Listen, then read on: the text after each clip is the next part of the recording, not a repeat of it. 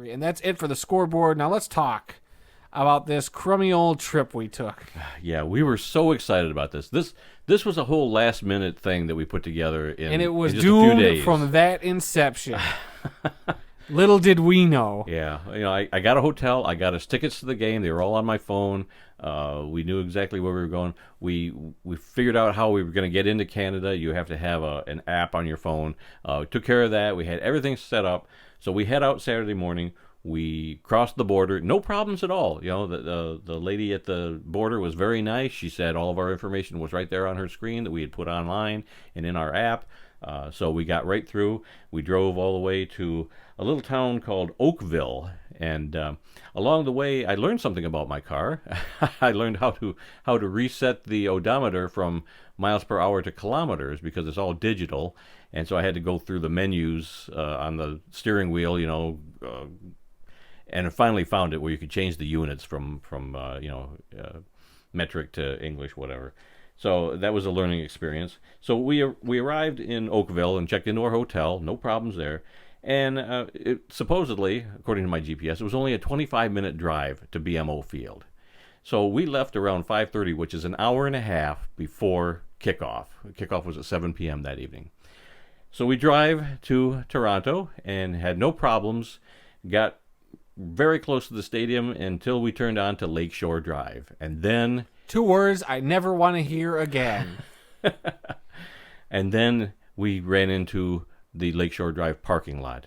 We were there for so long, it was incredible. I mean, we were close enough to the stadium that we could smell the poutine, but we could not get to the stadium. The traffic was awful. People were jumping in front of us, trying to get into our lane. We were in the leftmost lane, hoping to make a turn onto Ontario Drive. We never made it there. We sat there forever. When 7 o'clock came and we were still stuck, a few blocks away on Lakeshore Drive and going nowhere, we knew this was going to be a bad situation. So, now, why was there all that traffic, you might ask? Well, we're going to have to back up Adam's side of the story for just a couple of minutes because about 5:20, 5 o'clock before we hit the road to go to the stadium, we're watching the news on the local TV in the hotel room and see, for the first time since COVID, there's going to be something called I think it was the CNE Festival. Yep, Canadian National Exhibit. Yes, taking place. I didn't catch where this particular event was taking place. I figured, okay, it's probably somewhere around Toronto, but what are the odds that it's right where we were? Didn't think nothing of it. And sure enough, that explains why traffic in every parking lot where we were trying to get to was backed up. Because the CNA Festival, which is kind of like, I don't know if you compare it to a county fair or what, but I mean, there were rides and just everybody was there. There was weddings taking place nearby. It was right next to BMO Field. So I think that even if we'd gotten to our parking lot, we probably wouldn't have found a spot to park because everybody that was going to the festival was probably already in these parking lots. But it was just so frustrating, and people were cutting in front of us. I am shocked that we did not see an accident or be involved in an accident or a fender bender or something because people were crossing the street in front of cars. At one point, we had somebody drive past us on the shoulder. Yes. Flying. There was no room there, and somehow a car still zipped by us. I have no idea why anybody would let them in after the buffoonery of that action, but it happened. And like you said, the fact that there was not an accident, nay a scratch on any vehicle we saw at least is incredible. And this, I thought Canadians were polite, and clearly they were polite enough to be like, yeah, I'll let you into this lane, even though you look like you're about to hit my car. Oh, you need to make a U-turn from 3 lanes over into the opposite direction? I don't understand. Cutting through a couple of lanes to make a U-turn. This is the craziest traffic I'd ever been a part of. So this was just frustrating. We were almost at each other's throats. You kept your calm pretty well. I was livid. Oh, I was trying to do my best. You were seething, but you didn't let that out. No. Like I did. No. And then we got yelled at by a cop, which was fun. Yeah, well, see, people were cutting in front of other cars. I let a few people in front of me, but I didn't realize that farther down towards the corner where we were trying to get to, people were going up there and cutting in front of other cars. So when I tried to do that, I got yelled at by a cop. The only cop we'd seen all day. And all of a sudden, as soon as I try to cut in front of another car, there's a cop yelling at me, and he comes over to the car, and he threatens me with a ticket if I didn't move out of that lane because I was blocking traffic. Well, at this point, you had gotten into that right lane. A guy had let us in finally. Right. But even after we got out of the lane that we were blocking, yes, for a minute or two, Yep. then he came and told us to get out of that lane, which Right. I thought was even more dangerous. But whatever. Yeah. We weren't about to get into an argument with a cop. No. Like, whatever. It wasn't worth it. So we went past where we were supposed to turn in, and according to the GPS, there was another road that we could turn onto a little farther down and head back towards the parking lot. record, I saw this already as a no-win situation. But the man sitting across from me, he didn't double down. He quadrupled down on let's go and see where this road goes. How'd that work out, Randy? We got up there, and there was another cop, the second cop we had seen all day, and he's there with a bunch of other people, and they have the road coned off where you couldn't get through. And we're right when we were up to the corner, like the next car to turn, they let somebody go through.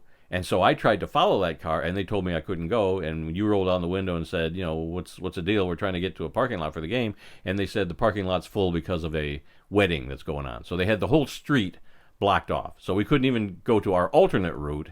And that's when I said, that's it. I've had enough. And we got back on the highway. Had to go in the opposite Had to go in the direction. wrong direction. Went into town. Went into the downtown area to try and turn Which around. was just as bad. That was just as bad. And finally, we did get back on the highway and headed back to our hotel. Got back to our hotel, and we said we need to do something. So we each had a steak dinner in the hotel bar. Pretty good steak dinner. It was a good steak dinner. And we watched the end of the game on a TV. Yeah, luckily in the bartender bar. was really chill. Like it was Yeah. just him and us for a second there. Till Right. A bunch of other people came in, but he was cool. He's like, well, I just had the Argonauts game on, but I'll turn it back on. Yep, he turned the turned it game back on on for for us. us. Had the sound going. Gave us a couple of steaks, which were great. Yep. I had a Moscow Mule, like I said. I needed a drink to just kind of loosen up a little bit, and you had I had a Coke, a double Pepsi. Oh yeah, a double Pepsi on the rocks. We for the record, we have been to Toronto many times. I loved Toronto. We prior to love this trip. Toronto. Well, we love going to CFL games. We'd been to the Sky Dome and then later the Rogers Center. Same place, different name. Many times, never had any problems until this year. We really wanted to see BMO Field, and we could not make it. And so I realize now that the best way to get there is through public transportation, which we've never had to take public transportation before, but that's the big deal now.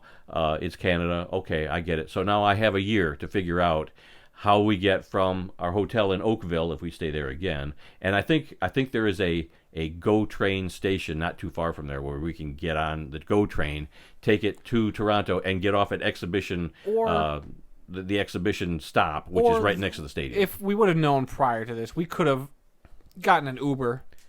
Could have had the Yeah. Uber literally drop us off on the street. Yeah. It might have been a nightmare getting an Uber home, but Yeah. probably could have still been doable, especially with that having not even known about that festival. But Right. now it's something we're gonna have to keep in our back pocket.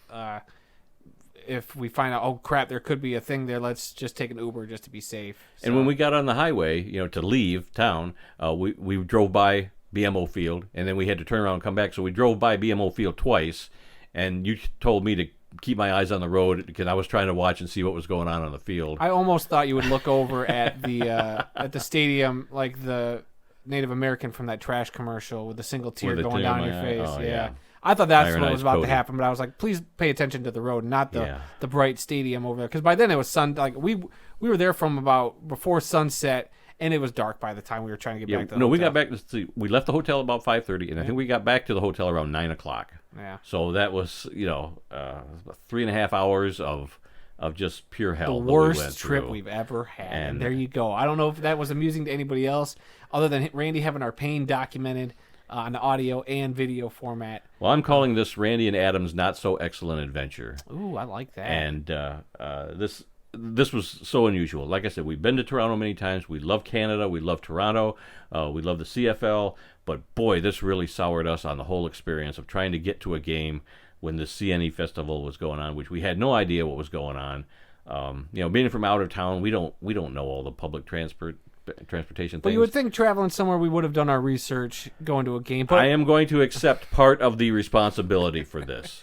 Yes, I'll admit that I will accept part of the responsibility of this whole fiasco. I got on you a little bit for that, but it wasn't your fault. I think this was doomed from the beginning. Yeah. We had no idea. How many times have we done these kind of trips with no problem like this? We've been to Hamilton many times, and we've been to Toronto many times. Never had any problems driving up or near the stadium, parking somewhere, finding parking, walking to the game, and getting out of there afterwards. Yeah. Never had any problems.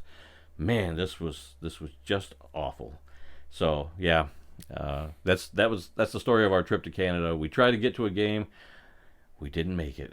Randy and maybe Adams, next year. Would you say Randy and Adams? Not so excellent adventure. I love the name, hate the experience. We drove back the next morning. You wanted to drive home that night. I was so mad. I It wouldn't be the first time I've done something like that where something just didn't pan out. I just didn't feel comfortable staying somewhere, and I'm just like, screw it. Like I have done that before, and it was from a game in Toronto. We actually it wasn't you, but your two brothers I took with me, and we did drive home after that game. A 6-hour drive after a game that ended at 10:00 at night. I was a lot younger back then, but. I said, man, we've already, we're losing the money on the tickets. We're not going to get that back. And we've already paid for the hotel and checked in. Let's just go get some sleep, and we'll get up the next morning. We had breakfast in the hotel, and then we hit the road. We were home by 2 o'clock in the afternoon, 1 or 2 o'clock in the afternoon.